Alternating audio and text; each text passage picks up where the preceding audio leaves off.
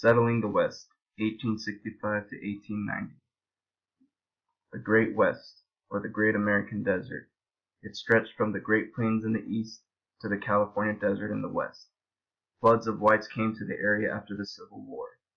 The area was inhabited by Plains Indians, including the Sioux and Comanche, southwestern Indians, including the Apache and Navajo, and northwestern Indians, including the Nez Perce and Shoshone. By 1890, the entire area was carved into states except for 4 territories. Native Americans stood in the way of expansion on 2 fronts: westward from the Trans-Mississippi East and eastward from the Pacific Coast.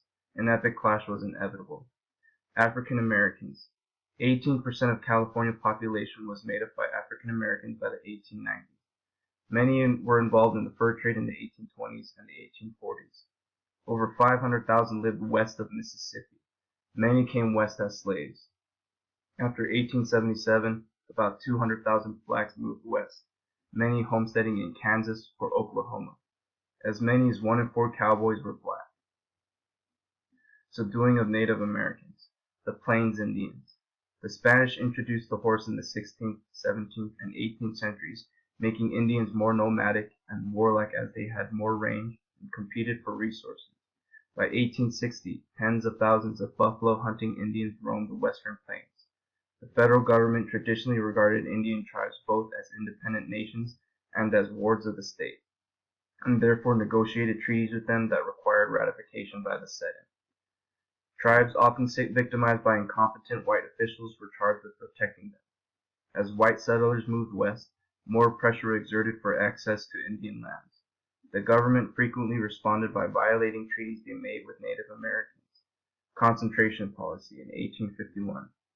U.S. government began policy of inducing tribes to concentrate in certain inviolable areas to the north and south of intended white settlement. The policy intensified during the 1860s. Indians were herded into still smaller areas, relocation. The Indians surrendered their ancestral lands provided that they would be left alone and provided with food, clothing, and other supplies. Federal Indian agents, however, were corrupt, giving them poor or damaged provisions.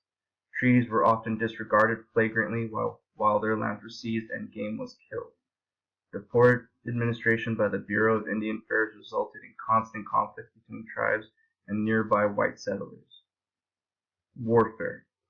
1868 to 1890, constant warfare raged in the western area between Indians and whites. U.S. troops largely were made up of Civil War veterans. The Plains Indians were expert fighters who often had state-of-the-art weapons supplied from fur traders. The Sand Creek Massacre, Colorado, 1864. In 1861, Cheyenne and Arapaho were forced into desolate Sand Creek reservations due to the gold mining. Colonel J. M. Chivington's militia massacred in cold blood about 400 Indians who thought they had been promised immunity and protective custody by the government. The Sioux War of 1876 to 1877. It began when gold miners rushed to the Black Hills of South Dakota in 1875. Warriors led by Sitting Bull took the warpath after treaties were violated. Led by George A. Custer, federal forces began to pursue the Sioux. Battle of Little Bighorn. Custer's forces clashed with 2,500 well-armed warriors in eastern Montana, led by Crazy Horse. Custer and his 264 men were completely wiped out. U.S. reinforcements eventually drove Sitting Bull to Canada, where he received political asylum. Hunger forced him to return and surrender by 1876. The Nez Perce were led by Chief Joseph, located in Idaho, 250 miles west of Portland, Oregon. The Apache. Cochise led successful 9-year guerrilla war from his base in the Rocky Mountains. The Apache then became led by Geronimo in Arizona and New Mexico. They were pursued by Federals into Mexico and finally induced to surrender. Many Apache became successful farmers in Oklahoma, where they raised cattle. Battle of Wounded Knee, 1890. It was the last major clash between U.S. troops and Indians.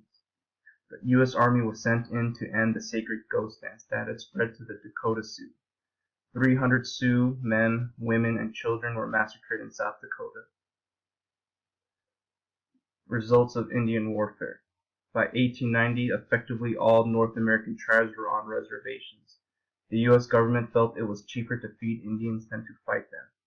Many reservations were grossly ignored by the government. The killing of buffalo also resulted in Indians being subdued.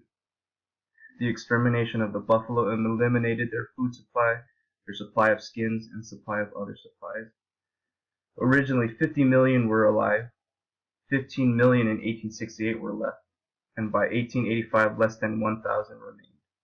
Much of the food supply during the railroad's construction came from bison, while the U.S. Army and agents of the Bureau of Indian Affairs also encouraged bison slaughter. The railroads, they transported troops, farmers, cattlemen, sheep herders, and settlers. White diseases also ravaged Native Americans as well as alcohol. National sentiment began to urge reform toward Native Americans.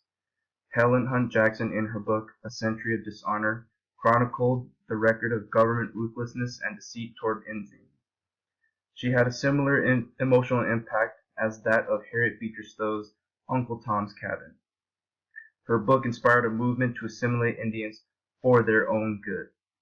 The Dawes Severalty Act of 1887, during Cleveland's first term as president. It reflected a forced civilization view of reformers and Western land speculators. The provisions of the act were: it dissolved many tribes as legal entities, wiped out tribal ownership of land, set up individual Indian family heads with allotment of 160 free acres, and it was designed to eradicate Indian culture, quote unquote, for their own good. The results. It accelerated the already advanced decay of traditional Indian culture. 2/3 of Indians' remaining land was lost. The remaining government official policy stayed until 1934, when Indian Reorganization Act tried to restore tribal bases of Indian life. It helped the Indian population grow from about 243,000 in 1887 to 1.5 million by 1990. The impact of the Transcontinental Railroad on the frontier. It established 3 western frontiers: mining, cattle, and farming, which was largely made possible by homesteading or land purchases from railroads. Towns sprang up along railroad routes. Railroads were given alternating square miles of territory, 3 miles wide on each side of the track. The railroads thus sold much of this land to new settlers. Mining in the West. Mineral-rich areas of the West were the first to be extensively settled. Following prospectors and commercial miners, ranchers and farmers followed.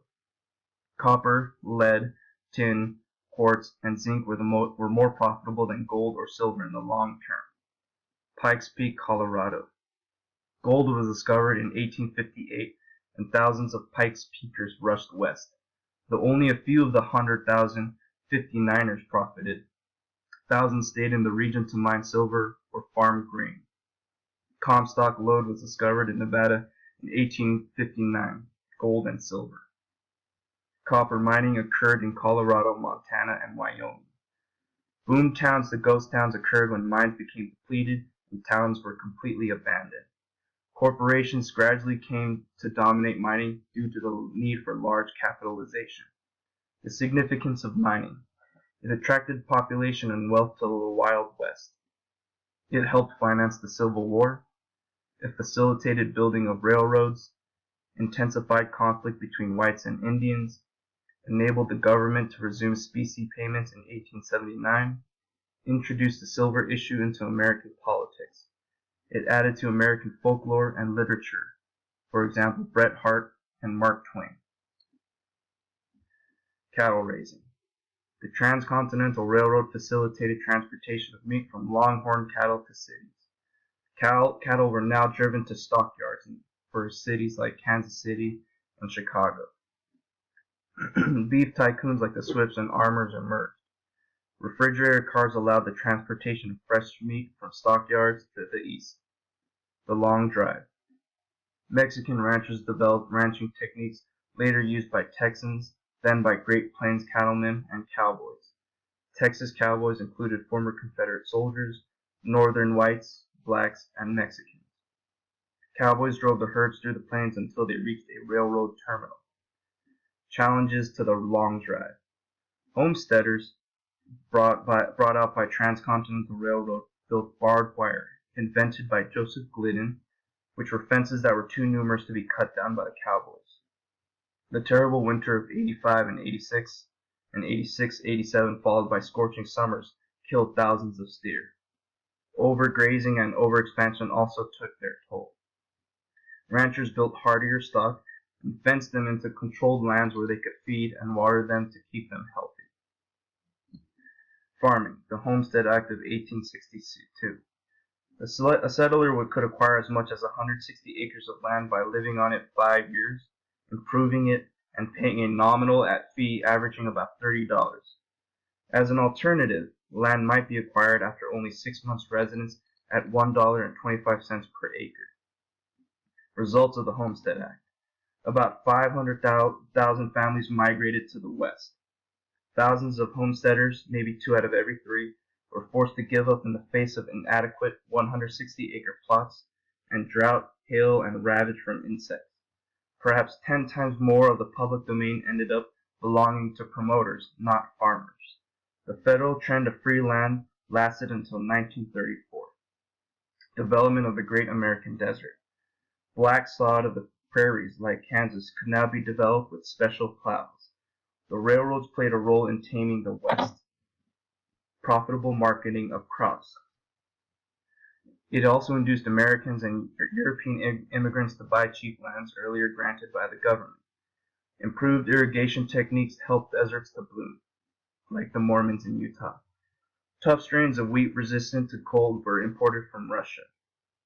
Flour milling process by John S. Pilbury of Minneapolis increased the demand for grain.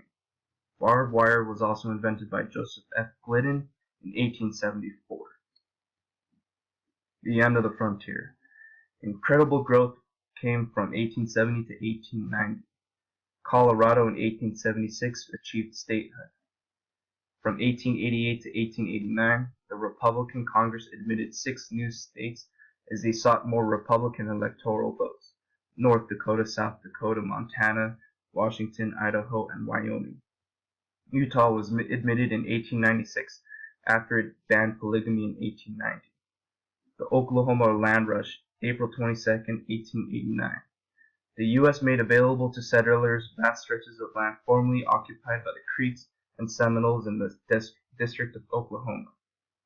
Nearly 100,000 boomers or 89ers poured in from the Oklahoma border. By day's end, nearly 2 million acres had been settled. Sooners, or land grabbers who claimed land illegally before land rush began.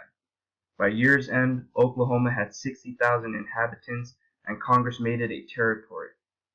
In 1890, the superintendent of the census announced that for the first time in U.S. history, a frontier line was no longer discernible. All unsettled areas were now broken into by isolated bodies of settlement. Yet more millions of acres were taken up after 1890 than between 1862 and 1890. Once the frontier was gone, farmers could not move west in significant numbers. The safety valve theory. Supposedly, when hard times came, city unemployed moved west to farm and prosper. In reality, few city folk in populous eastern centers migrated to the frontier during depressions. Free acreage did lure immigrant farmers who would otherwise have stayed in eastern cities, further increasing the perils of the slums. The frontier did lure restless and adventurous spirits, mostly young individuals, who wanted to achieve the American dream. The frontier did have a psychological impact on Easterners who could, if they desired, flee to the frontier.